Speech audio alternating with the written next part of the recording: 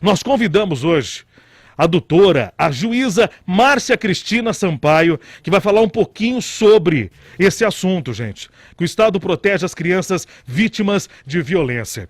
Doutora Márcia, muito bom dia. Obrigado pela essa oportunidade da senhora falar conosco aqui através do nosso programa Hora da Verdade. Aqui na multiplataforma, a gente está falando agora para 3 emissoras de televisão, 2 emissoras de rádio e o Facebook, que rompe fronteiras, falando aí para o Brasil e para o mundo todo. Bom dia para a senhora, doutora. Bom dia, TV Tati, Rádio Tati, bom dia a todas as plataformas. Eu agradeço muito a oportunidade em nome de toda a rede de proteção pela erradicação do trabalho infantil, nesse dia tão emblemático, né, que é o Dia da Infância.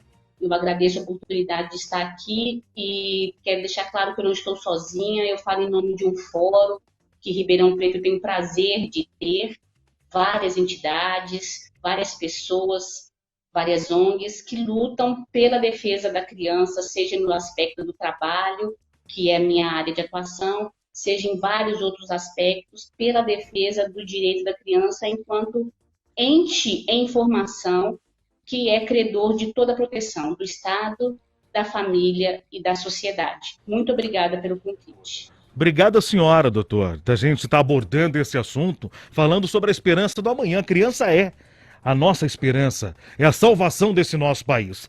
E eu gostaria de começar perguntando para a senhora, doutora, para explicar para o nosso ouvinte, para o nosso telespectador, doutora, qual que é a diferença entre violência sexual, abuso sexual e exploração social, doutora? Eu queria dar uma caminhada, um passinho atrás. Pois não, por favor. Antes de explicar esse conceito, dizer por que nós somos tão lenientes com essa figura sexual de crianças. Além de entender que há um criminoso, um violento por trás dessa figura que nós estamos tratando, desse tio que violentou durante anos uma criança, há uma tolerância com isso.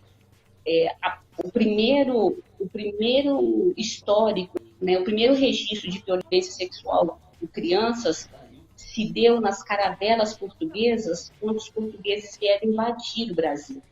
Então, o Brasil oficialmente não existia, a tese de que ele foi descoberto pelos portugueses. Então, o Brasil nem existia ainda. Crianças pobres portuguesas trazidas naquelas caravelas e foram assediadas e violentadas sexualmente durante os meses que durou a viagem entre o oceano de lá, da Europa até aqui. Então, eu quero com isso dizer que nós acostumamos a lidar com a naturalidade de crianças ser esse objeto, especialmente as crianças pobres. Isso fez com que nós tolerássemos de uma maneira que talvez justificasse a minorização, a realização do que aconteceu e entendêssemos um pouco socialmente o que fez algumas pessoas irem às redes sociais e algumas mais ousadas irem pessoalmente ao hospital, tornar o que aconteceu com essa criança ainda mais triste, ainda mais violento. A criança, ela foi entendida como um objeto, como um acessório do adulto durante muitos anos, a partir dessa experiência trágica, né, na invasão do Brasil. E foi usada como mão de obra barata, pouco cativa, e só em 1988 que a Constituição Federal cria ao entorno do infante a proteção integral. Então, a Constituição de 88 cria uma doutrina, no mundo inteiro já existe, que é a chamada teoria da proteção integral. Que aí a criança ou deveria ser um fator, um ser protegido pelo Estado, pela sociedade e pela família. Então, todos nós somos responsáveis, e quando acontece uma coisa como aconteceu com essa criança de 10 anos, nós todos temos que protegê-la. É uma criança, em algum momento nós descuidamos dela. Se o tio fez o que fez, se aquele criminoso fez o que fez, em algum momento essa rede de proteção, que é o Estado, a sociedade, a família, errou. Então, nós todos temos que socorrer essa criança e olhar para trás e ver o que aconteceu. Na fase que essa criança está, desse fato objetivo que aconteceu analisando, não há distinção nenhuma entre abuso e violência, porque ela não tem condições emocionais de desistir e de optar e aceitar a prática do ato sexual. No adulto, é possível você fazer essa distinção, na criança não. Então, a criança ela não tem capacidade, tanto que ela não é capaz de fazer um contrato, de comprar um veículo, de assinar um contrato de aluguel. Na criança, qualquer ato de conotação sexual, ainda que não tenha penetração, ela é um ato de violência sexual. Independente. Perpetrado por alguém. Pode falar. Pois não, independente se teve a consumação do ato ou não, é uma agressão sexual, né, doutora? É uma violência sexual. Na criança, a quem aí chegou na condição de ter a permissão, de dar a permissão, porque até a idade de ter a consciência do consentimento, ainda não tenha manifestado expressamente a recusa, ela não tem, o consentimento dela seria viciado. E eu peço uma reflexão para as pessoas que difundiram a ideia que durante 3 anos essa menina não teria dito nada. Essa criança e muitas mulheres, né, não sabem o que é proibido, o que é certo e o que é errado. Vindo de uma pessoa tão próxima, muitas de nós acham que é possível, que aquilo é um ato de carinho, que nós estamos recebendo um carinho, um ato de afeto da pessoa. Nós somos viadas muito antes de saber o que é certo e o que é errado.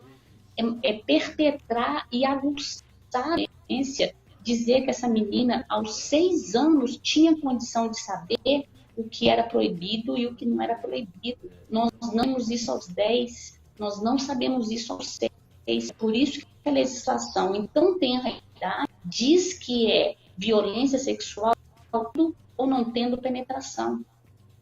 E esse exemplo é emblemático porque é óbvio penetração, porque para além do Instituto Médico Legal ter determinado que houve por longo tempo, a menina engravidou, né? Então, nós, enquanto rede de proteção dessa criança, nós falhamos muito. E a rede de proteção de Ribeirão Preto quer deixar claro que o que mais nos entristece é a possibilidade de nós estarmos errando com muitas outras meninas. É possível que nesse que estamos aqui comemorando o Dia da Infância, outras meninas, muitas outras meninas estejam passando pela mesma coisa, porque é um ato que você disse muito bem, que vem de pessoas muito próximas, o que oculta a nós de entender que é violência.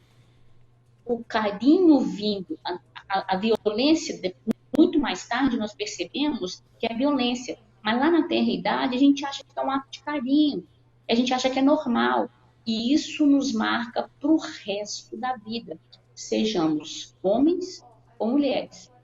Os efeitos psicológicos que essa criança vai ter são inimagináveis, inimagináveis. A responsabilidade é de todos nós.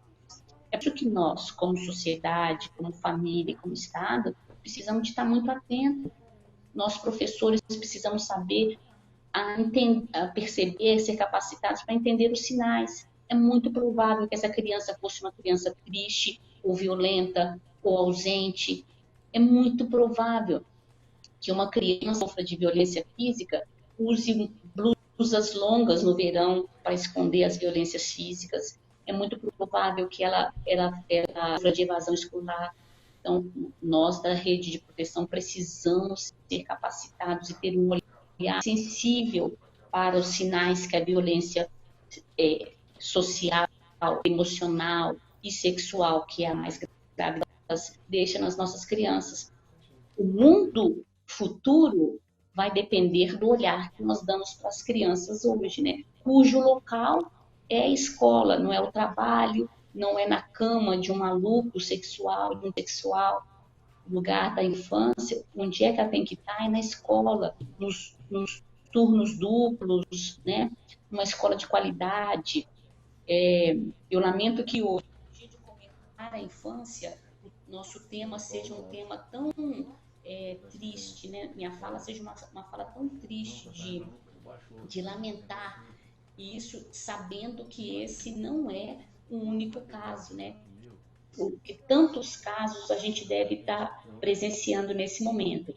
Mas lembrando que, ainda que você não se vincule exatamente à teia de proteção, como nós temos em Ribeirão Preto, uma forte rede de proteção, ainda que você não se vincule a essa rede de proteção, você é rede de proteção. O artigo 227 da CLT, perdão, da Constituição Federal, te coloca como responsável. E aí, eu queria dizer para você que aquela máxima, aquele mito máximo e perverso de que briga de mulher não se mete colher, que transportado por causa da criança, isso é um caso de pai e de mãe, a gente não deve interferir, é o jeito de tratar, isso é perverso, isso é mau, isso perpetua a violência, isso vai fazer um adulto ruim, um adulto mal resolvido. Meta a colher, conversa, chama o conselho tutelar, cuide do infante hoje, que ele vai ser o adulto que vai dirigir o mundo, o planeta daqui a pouco. Doutora, eu vou usar um exemplo aqui. Por exemplo, a mãe descobre que a sua filha está sendo abusada sexualmente do tio. Muitas vezes, doutora, ela fica com aquele medo de contar isso pro pai, porque muitas vezes não sabe a reação que o pai vai ter. Como que essa família, como essa mulher deve denunciar este abuso sexual, doutora? Nós temos em Ribeirão Preto, eu digo essa teia de proteção, chama Fórum Municipal pela Erradicação do Trabalho Infantil. Mas não se discute só o trabalho infantil. Nele tem os conselhos tutelares. Cada região da cidade de Ribeirão Preto tem um conselho tutelar que essa mãe pode procurar. A prefeitura também tem canais em que você pode procurar a prefeitura pelo site da prefeitura, os links próprios que você faz a denúncia. O meu nome é Márcia Mendes. Eu sou juíza titular da 5ª Vara de Ribeirão Preto. Você pode me procurar e fazer essa denúncia. Eu nunca vou dizer seu nome a ninguém. O seu nome vai ficar em sigilo. Eu não sou a juíza que vai encaminhar a sua denúncia, que vai apurar a sua denúncia, mas eu posso encaminhar a sua denúncia. A única coisa que eu penso que você não pode fazer é deixar de fazer essa denúncia. E às vezes você não tem confiança em dizer isso para o pai da criança mesmo. Você talvez não, você tenha uma reação dele. Então diga para alguém que você tenha confiança. No site da prefeitura tem, se você procurar na internet, você vai encontrar os conselhos tutelares, que são grupos regionais dentro de Ribeirão que protege a criança. Mas se você, olhando agora, tiver um mínimo de confiança em mim, digo de novo, meu nome é Márcia Mendes, eu sou juíza da 5ª Vara do Trabalho de Ribeirão Preto, e aí com isso você me encontra no Fórum Trabalhista, e embora não vá julgar e nem eu posso te indicar desde a infância e adolescência, que hoje em Ribeirão se chama Dr. Gentili, e ele é juiz do Fórum Estadual de Ribeirão Preto. Eu te dei o nome das autoridades, eu te dei o nome das entidades, de forma a te incentivar que uma denúncia não fique no vazio, que você não ache isso normal, que é hora de romper com isso, que nós somos responsáveis pelas nossas crianças. Doutora, me diga uma coisa, qual que é o papel do conselho tutelar nesses casos? Por exemplo, a criança foi abusada, e claro, isso chega até as informações do conselho tutelar. O conselho tutelar tem essa obrigação agora de fiscalizar, de investigar e continuar o trabalho em cima dessa criança? Sim, uma ideia antiga que se tem do conselho tutelar, e por isso eu coloquei o meu nome e o nome do Dr. Gentili, tomei a liberdade, é que o Conselho Tutelar as pessoas têm uma ideia antiga que se falar com o Conselho Tutelar, tirar a criança de você. Não é isso. O Conselho Tutelar tem toda uma ação preventiva e tirar a criança em caso máximo e depois da situação se apurada e o juiz autorizar, são situações extremas. O Conselho Tutelar apura, apoia partes, acompanha, assessora de todas as maneiras possíveis, acompanha com psicólogo, com assistente social. O Conselho Tutelar vai te ajudar com a experiência que ele tem a você superar esse problema, apurar e superar. É por isso que o Conselho Tutelar tem pessoas com vocação para tratar isso, e são pessoas eleitas. É por isso que quando você acompanhar pela imprensa, no seu município, eleição para Conselho Tutelar, vote naquele que parece mais sensível com a causa da infância e da adolescência. Acabamos de ter em Ribeirão a eleição, nós temos excelentes conselheiros, e a função dele não é tirar sua criança de você na primeira denúncia, na primeira questão. O papel dele é apurar, é te acompanhar, por isso que chama teia de proteção. Tirar a criança de você seria uma outra violência, se outras alternativas existem. Doutora, eu queria aqui estender com a senhora até o meio-dia, mas infelizmente o nosso programa aqui tem um tempo para a gente cumprir. Eu queria remarcar com a senhora numa outra oportunidade para a gente abordar outros e outros assuntos relacionados a essa área. Quero agradecer demais a participação da senhora aqui no Grupo Tati. Deu pelo menos nessas 3 perguntinhas que nós fizemos para a senhora, deu para a gente entender um pouco, ensinar as pessoas como identificar o abuso sexual dentro de casa e até fazer a denúncia. Quero agradecer demais a presença da senhora. Sei que a senhora também é super ocupada, tem os seus afazeres, mas mesmo assim dedicou o tempo para falar um pouquinho com a gente aqui na Hora da Verdade. Um ótimo dia para a senhora. Muito obrigado pela sua participação, viu, doutora?